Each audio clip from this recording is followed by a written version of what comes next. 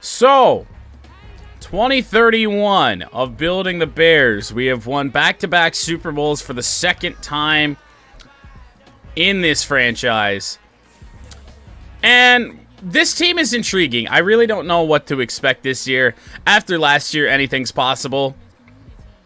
Caleb Williams, Jack Moynihan back once again. Caleb Williams already into year 8. Jack Moynihan for his 4th season, which seems insane. Levi Rambo simply here because we signed everybody we need to, and we were still at the roster limit. So I guess he can stay. But I'm not really sure what I'm going to do with a 58 overall quarterback outside of maybe send him to the practice squad. Running backs. This is the year, and we've been waiting for this, that Sidney Kramer has surpassed Tajay Spears in overall. Spears has finally hit a wall at age 30. He's a running back. It makes sense. We drafted a running back in Travis Robinson. Doesn't look like he's going to be much.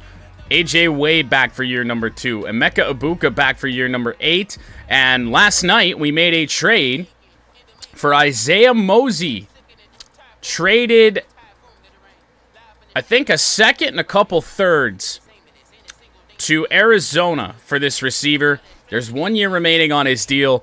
And it was just simply because I couldn't figure out how we were going to go into this season with Derek Meadows at 2. He's come a long way, but he's still a 78 overall. His catching is up. He just cannot run routes. His deep route is about it. Tight ends. Trent Douglas is up to an 86. More of a blocking tight end. But we also signed Mark Andrews, who is 35, down to a 75 overall. But he's here, as well as Luke Schoonmaker. Just because he's from Michigan. I wanted them both. Offensive line. We're going to do a little bit of shuffling here. We're going to move Owen Zeitler somewhere. I just don't know where.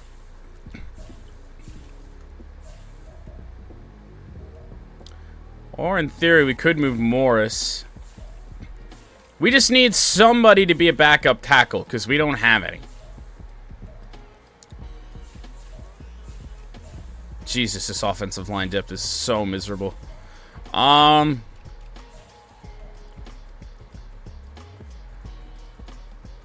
6'6", 322 for Zinter. 6'2", 307, 6'3", 218. I can't believe I'm going to do this. I'm actually going to move Zach Zinter to tackle, as long as this works out. Just so we have one. I know it doesn't really matter. It's just going to put guys on the depth chart anyway. But let's just move him to right tackle and see what his overall goes to. I don't think it changed. He's still a 76. So that's perfectly fine. So at least the game is going to recognize that he's a tackle when I hit auto reorder the depth chart. Defensive line. This side, we have problems. But we did bring Montez Sweat back after all these years away. Even at 34 years old, he is still better than a 26-year-old Mr. Irrelevant in his 5th season, Dante Cheeks. Right defensive end, we still have Danny Okoye, Keenan Britt here to back up. The defensive tackles are nuts. Deion Walker, Kalen Edwards, they're absolute beasts up the middle. I love using those guys. Noah Sewell, Sean Murphy on the left side for linebackers. Daryl Killings, this is his first year starting. I can't Dante your cheeks. Well, thank you. Tommy Eichenberg is going to be the new backup as Killings will start. And obviously, we still got Bryce Kaiser. This Nick Hutton is hot ass. But he's going to stay on the roster for now because we don't have much of a choice. Jazavian Currents, who is so good. The Super Bowl MVP in just his 2nd season, Jazavian Currents. And then Marshawn Lattimore, who somehow skated into free agency here in the preseason. I have no idea how. He wanted $5 million. Thankfully, we had just enough cap to do that. Outside of that, we got Taylor Fort, who I believe was our 1st-round pick. Yes, he was the only hidden dev we got. He will be the 3rd corner. I want to let him develop just a little bit more.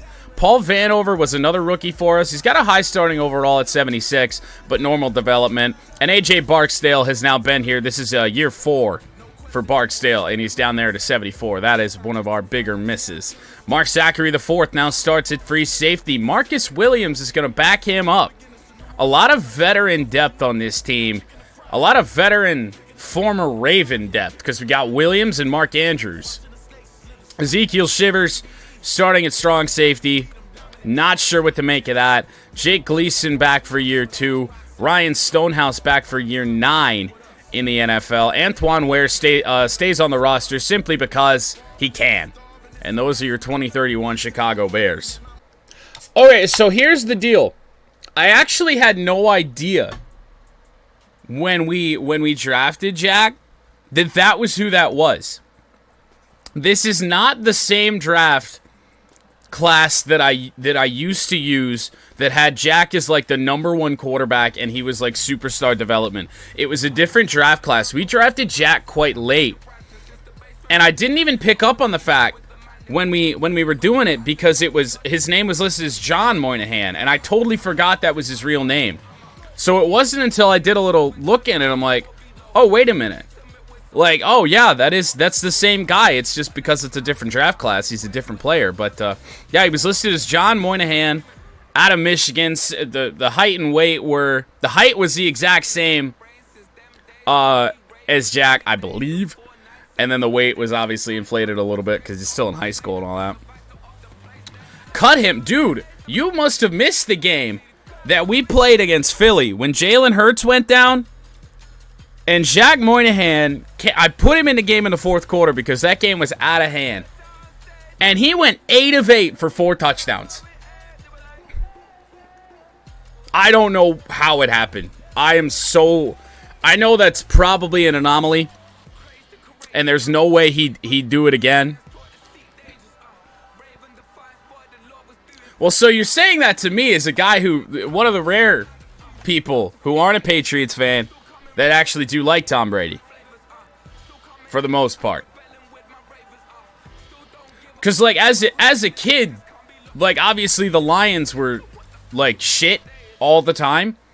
So, you know, it come to postseason football. My dad had postseason football on, and I liked the winner, and I liked the Patriots jersey. So I kind of became a little bit of a Patriots fan growing up, but it was still always the Lions. In a way. If we watched the Patriots and they weren't playing the Lions, I'd root for New England. But outside of that, no. Set our season goal. I think we got to be realistic here. Obviously, we're not going to try and make win the Super Bowl. Set that as our goal. I do think after what happened a year ago, I feel like making the playoffs is a possibility. However, it's not going to be easy. This defense is a lot worse. The offense, oddly enough, might be better. But we're just going to see how it goes. I think the goal, 7 wins seems too low. That's what we did last year. So our goal is to make the playoffs in 2031.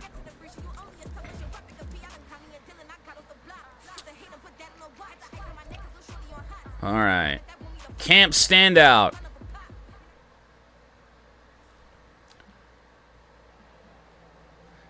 Danny Okoye is going to have a dev trait that we're not going to get because we're simulating.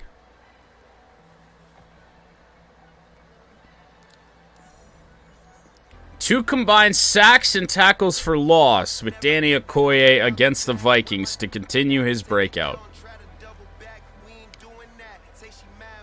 I always get confused on the wording of these because I don't know if that means get 2 sacks or 2 tackles for loss or get like 1 sack and 1 TFL.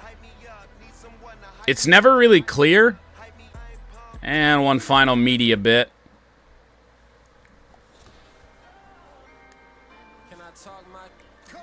Dominating offense or stifling defense for opening day. I feel like this year we got to go with dominating offense. The defense, especially on the back end, is a little young, a little inexperienced, a little low in the overall right now. So we'll go dominating offense and hope for the best. Passing game or the running game? We got 3 receivers that we trust, plus a tight end. I think we can lean on the passing game. I think that's okay. Throw for 350 yards. Now that's attainable. However, it is against Minnesota.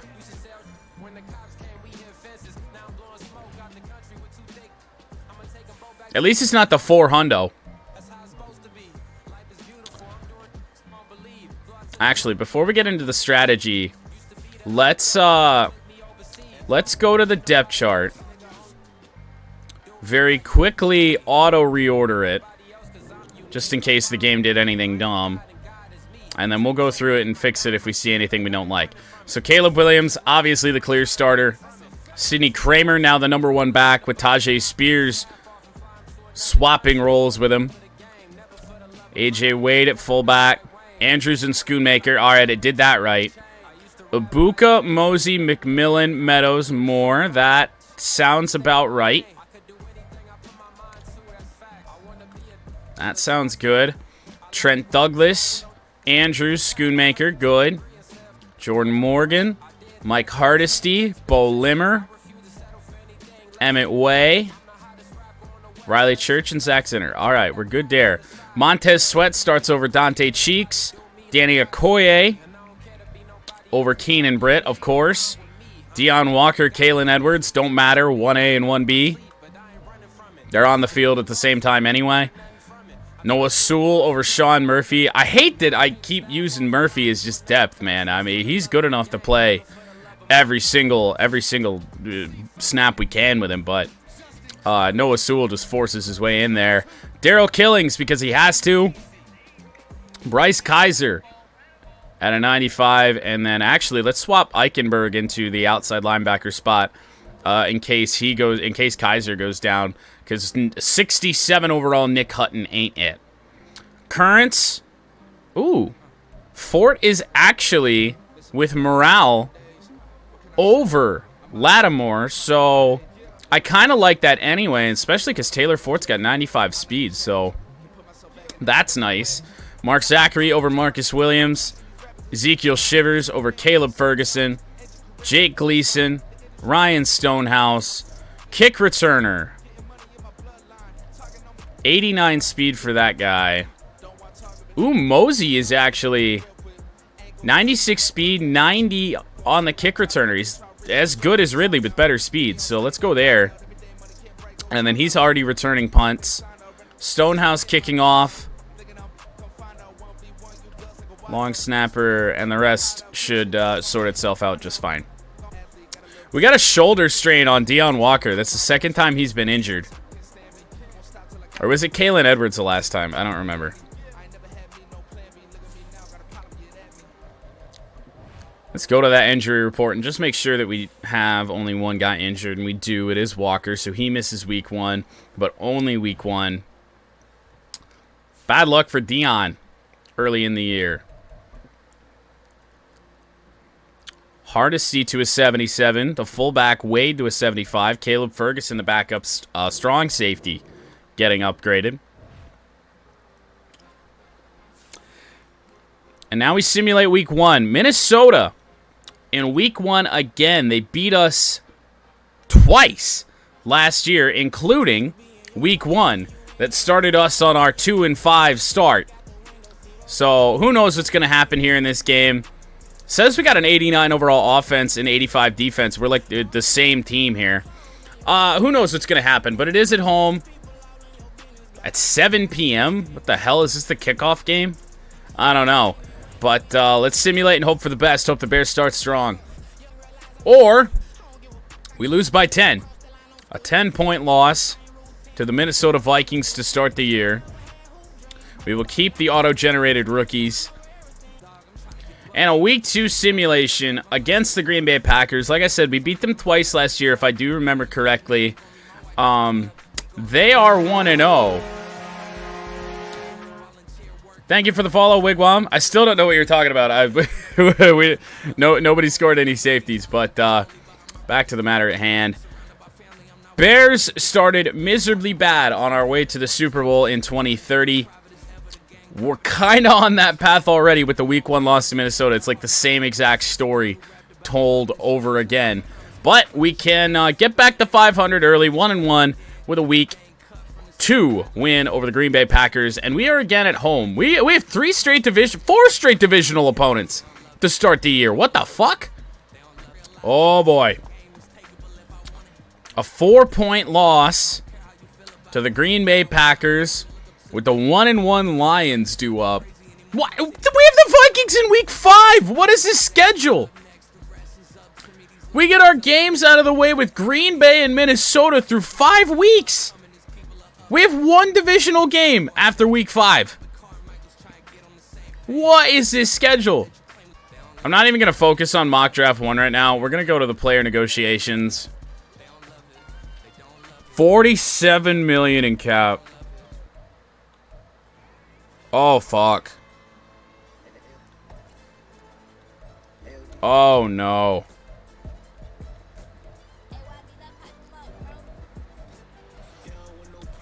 Oh, no.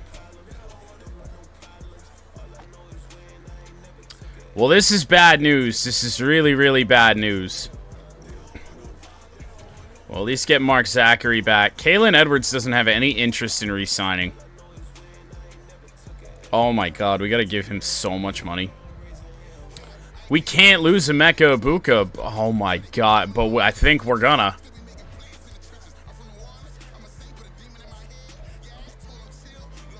Alright, Danny Okoye. We'll try and keep him. He's back. Oh, boy. What about Mosey? We can at least keep Isaiah Mosey. He might just have to be our new wide receiver number 1. Holy God.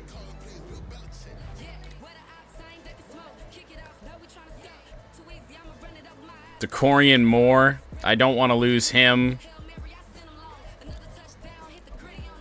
Oh my God, we are so boned. Derek Meadows. It just needs more time to think it over. What do you think? What? Alright, is there anyone else that isn't depth? No. We have $12 million in cap. I don't want to lose Jack, but he also doesn't want to re-sign, and I don't even know if he's going to get signed anywhere else. Tajay Spears, I think that time has come. He'll be 31 next year. And he's already declining. So as it stands, we lose Spears, Meadows, Ibuka, and Edwards as starters. And then everything else is depth, but, oh boy. Draft Kenny Richardson, trust me. Who is, what? I don't think there's going to be a Kenny Richardson.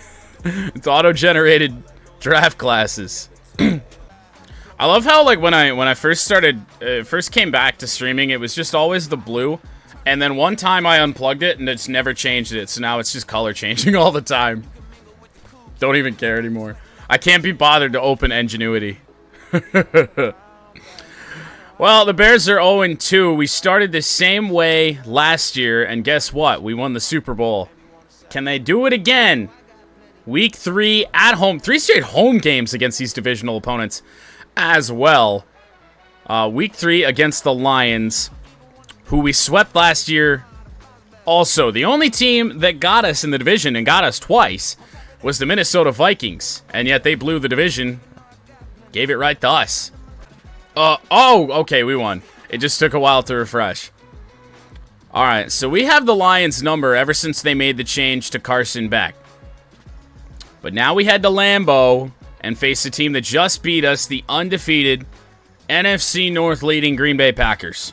Beat us in week 2. We get Green Bay out of the way early. Bears come in at 1-2. The Packers undefeated. Can this team hand Green Bay its first loss? If not, Green Bay might just run away with this. We have thought about streaming Retro Bowl in the past. I I don't know. I'm just not very, I don't do PC gaming very often. Because with the current setup I have, I only have the one PC setup. So it's a little bit of a pain in the ass. So I gotta move shit around to do PC gaming. And I don't like to do that very often. Well, we lost. A lot to a little. 35-21. That's about the performance I would have expected against a good Green Bay Packers offense. And with our defense being in the shape that it is here. Oh boy. And now, for the 5th straight week, we take on a divisional opponent, the Minnesota Vikings, who clapped our ass in week 1. And then we get Kansas City. I don't know what kind of Kansas City we're going to see in 2031, but it's not going to be good. Week 5, the Minnesota Vikings, they took care of us for the 3rd straight time after we hadn't lost to Minnesota up until 2030, if I recall correctly. They come in at 1-3 as well. So their chance at the division may have come and gone, but they still might have our number here. The simulation for week 5, if we start 1-4, things get real bad. And we start 1-4.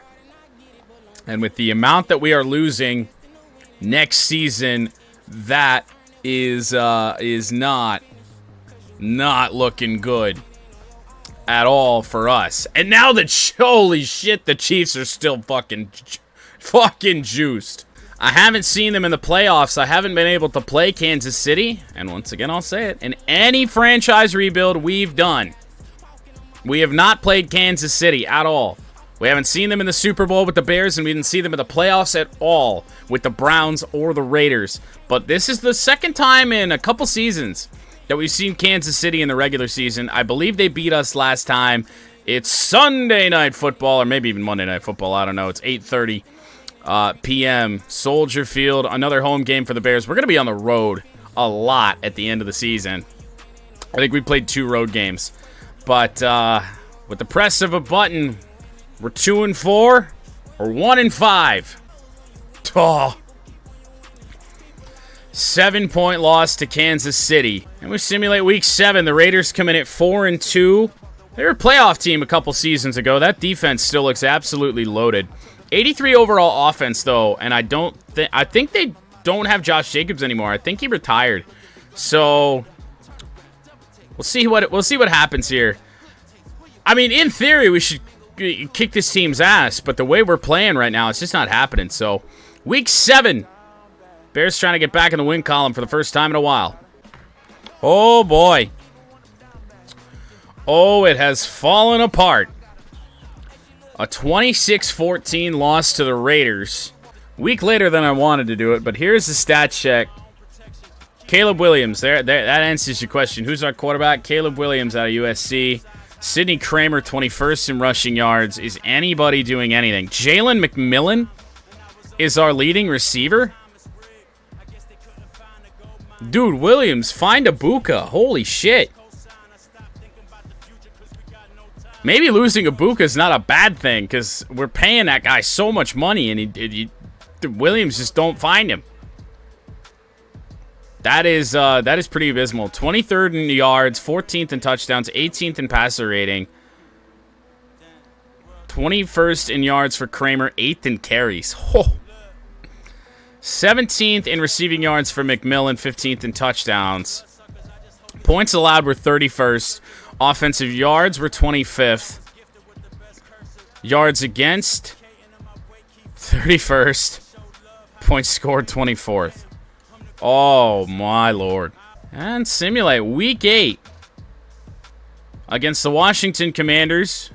As aforementioned, we've faced them 3 times in the playoffs when we're able to control the team and play the games, and we beat them all 3 times. The only time I recall playing them in the simulation was week 18 when we were the potential number 1 seed a couple years ago, and Washington beat us then and dropped us all the way down to the 5 seed. That was pretty abysmal. So maybe a little revenge, but I don't think this Bears team has that dog in them. I don't know if they can exact revenge. Kenny Pickett's still in the league. It's a good question. I don't know. Holy shit, we won a game. The Bears win week 8. We are 2-6. tied for the basement of the NFC North with the Detroit Lions. And now we get buzz-fed to Baltimore. Well, the Ravens are 6-2.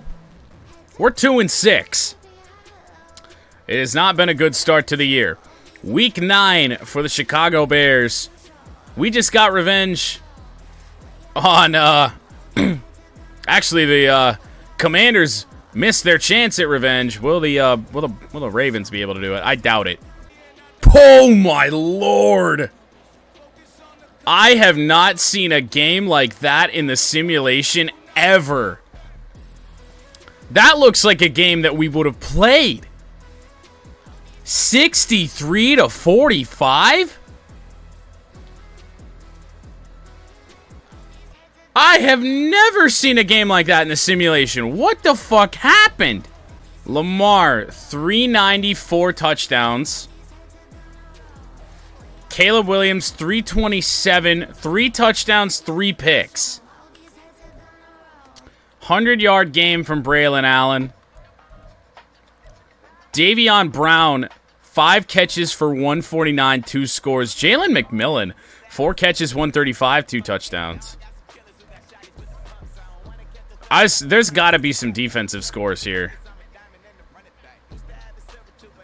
Kyle Hamilton with 2 interceptions on Caleb Williams. Did he score? Yes, 1 pick 6. Reggie Allen with the other interception for Baltimore. Did he score? No. Only 1 defensive touchdown. Where did they get all the points? That defense is probably going to be the difference in this one, but who knows? This might be a winnable game just because of how bad that offense looks. Week 10 against the Denver Broncos. They're 3-5. We're 2-7. Their offense is booty cheeks, but their defense is better than ours, and that is actually saying something, at least overall wise. Our defense is not playing like it. But week 10, just to have some semblance of hope for an outside chance, we would have to go on an impeccable run to not miss the playoffs for the first time since, like, 2024.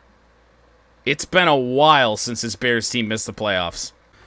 A 44-14 win. All right, well, I said that was a winnable game, and I guess we've been proven right. Caleb Williams, 277 pass yards, 3 touchdowns, got sacked twice, 6 carries, 19 yards. That's the player of the week. Week 11 against the Chargers. That's a big win for the Bears to have any semblance of hope. I don't think we can make the playoffs at 9-8. I would really highly doubt it. So 10-7 is about our only option, which means we have to win. Well, we already won that, so it would be 8 in a row. 8 wins in a row. Week 11, simulation. And down go the Chicago Bears for 3-8. Week 12 against the Lions. We beat them earlier in the year. I believe it was our first win of the season. Now both teams enter Week 12, 3-8. Oh shit, this is Thanksgiving. Well, maybe we have a chance. Well, everybody knows the Lions can't win on Thanksgiving. The Super Bowl, the defending Super Bowl champions, are 3-9 at the very bottom of the NFC North. Playoff hopes are dashed. Trent Douglas, Emmett Way, Mark Zachary, A.J. Barksdale, Levi Rambo to a 60 overall on his path to not be the worst quarterback in the NFL. Turn building the Bears into just make Levi Rambo a capable quarterback. Hey, I have to listen to it, so do you. Because unfortunately, actually, wait. Back in the day, they used to allow you to just put the NFL Films music on. I don't know why they took that out. That was so phenomenal. I would listen to that soundtrack all day, every day. But instead, we got a bunch of rappers that I have no idea who they are. Let's see what Dallas is up to. Dallas is 5-8.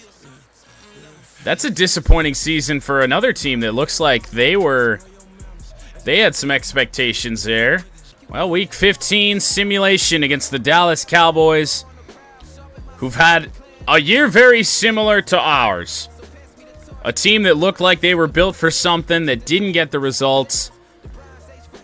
91 offense, and we're losing games, man. That's insane. But only a couple games left to go in this miserable season. Well, Week 15, we lose to the Cowboys by 7, which is what we want at this stage. And we have an opportunity here against the LA Rams to potentially jump them. You would think we would in the draft order. We could get a higher overall pick if we lose this game. Well, that didn't go according to plan, as the Bears do beat the Rams for their 5th win of the year. We are 5-10. Week 17 simulation against the New York Giants, who need a win to stay atop the NFC East. The Bears aren't really playing for much. I'm doing what I can to tank at this point without completely cheesing the system. This team looks way too good to be 5-10. However, it's gone that way. The Week 17 sim against the Giants, we want to lose. Wow. Well, not only did we lose, we lost convincingly. 31-16 to the Giants. So now the final game of this miserable season is against the Vancouver Monarchs, who are in playoff position. The 5 seed in the NFC as things stand, taking on those New York Giants. So if those teams are supposed to be quite that evenly matched up, the Monarchs should handle us. Well, the final week, we know that for sure, of the Week 18 sim. The Bears will miss the playoffs for the first time in a long time. And we are taking on a Vancouver Monarchs team that I have no idea how they're as good as they are. They're starting a 75 overall quarterback and an 81 overall running back. I really don't understand, for the life of this, why they're good.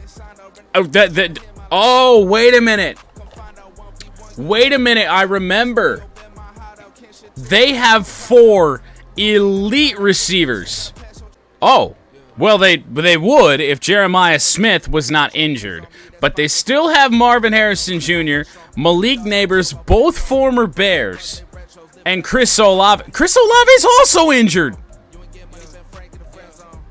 I mean, these two are still freaks.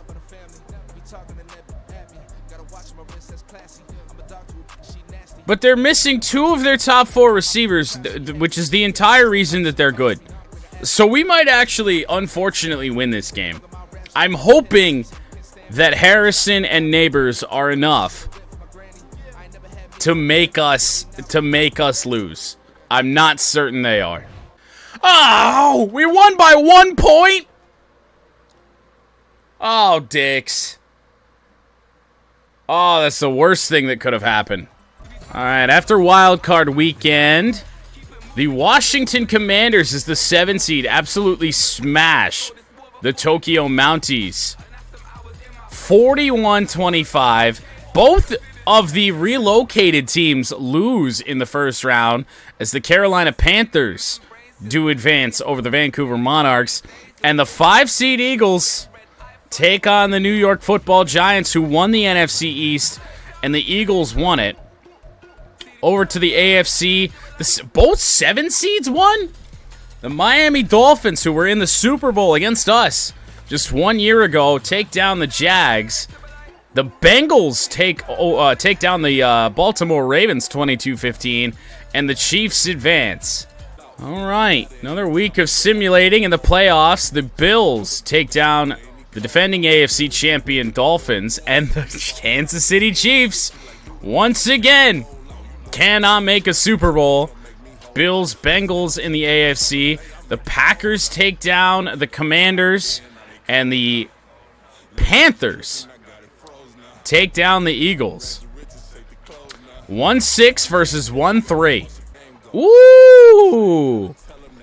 The Cincinnati Bengals do it to the Buffalo Bills with a 3-point win, and the Green Bay Packers only escape by the Carolina Panthers by 3 points. It's a 1-6 Super Bowl matchup, and the Bengals, yeah, we're totally rooting for the Bengals. And you know what? This is the first time, I almost forgot, this is the first time in 5 seasons, maybe even more, that we've had to do a Super Bowl prediction for this franchise. The last time we had to do one, 6 seasons ago, I believe we were undefeated in Super Bowl picks.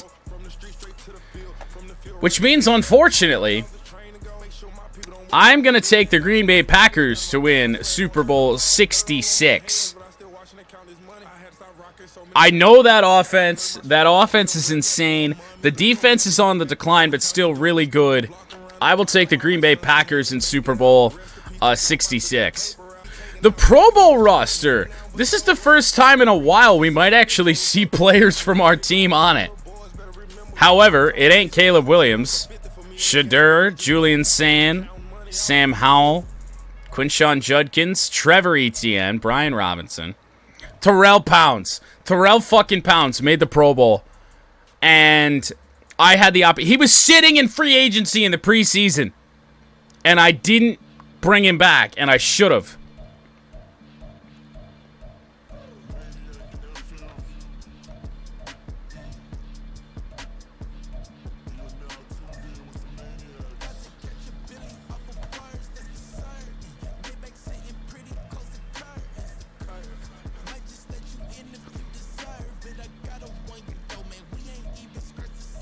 Jesus Christ, not even Bryce Kaiser could make the Pro Bowl.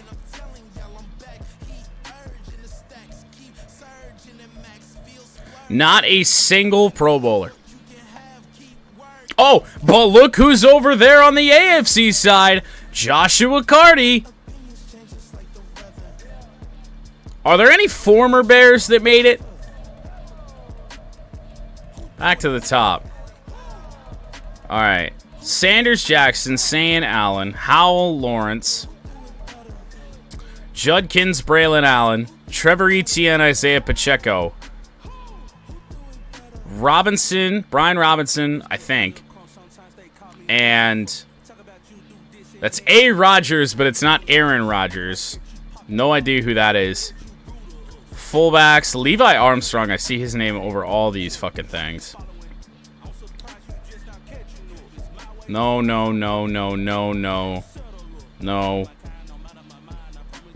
Colston Loveland? Well, it's not a former Bear, but it is a Michigan Wolverine.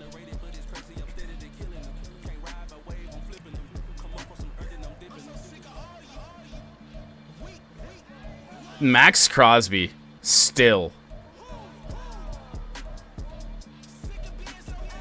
Tremaine Edmonds. Tremaine Edmonds, who we let go because he was old, made the Pro Bowl wherever he went.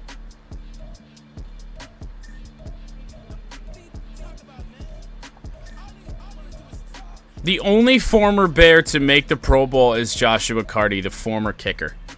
All right, well, I reiterate the Super Bowl prediction. I am taking the Green Bay Packers over the Cincinnati Bengals, and now... Actually, nope, wait. Hold on. Yearly awards. Don't think we're going to get a lot here. Caleb Williams was 10th in the MVP race, somehow, someway. Coach of the Year. CM Punk, nowhere near anything. Dude, Brandon Ayuk, I don't know what it is. That's like his 5th Offensive Player of the Year award. It's because they run him like 2 times a game. Nobody from the Bears in here. Defensive Player of the Year, there is no Bears. Offensive Rookie of the Year, you guessed it, no Bears. Taylor Ford, the rookie corner, did actually finish 4th in Defensive Rookie of the Year. Caleb Williams finishes 2nd for Best NFC Quarterback. I don't know how. Best running back, Sidney Kramer, 9th. Wait, what? Vanover was 10th? He was 10th. Paul Vanover was 10th. Alright. Couple of dubs there. Running backs, I think we did this. There's Kramer. Wide receiver, of course it's Lamb. Emeka Ibuka somehow finishes 10th. No clue. Halfway through the season, Williams wasn't throwing him the ball. A preseason signing was our leading receiver. Best offensive lineman, Bo Limmer, is in the running at 6th. Defensive lineman is actually shocking that we don't have anybody here. It's quite literally the strength of this team. Linebackers, no Bryce Kaiser. Defensive backs, no anybody. And Jake Gleason finishes 8th for best kicker. The Green Bay Packers have won the Super Bowl, and at the very least, I do remain perfect on Super Bowl picks in this franchise. Green Bay 28, Cincinnati 21. Green Bay wins their 5th Super Bowl. And Dylan Raiola, we're back to the quarterbacks. Dylan Raiola is Super Bowl MVP. I was worried about this exact scenario from the time they drafted him.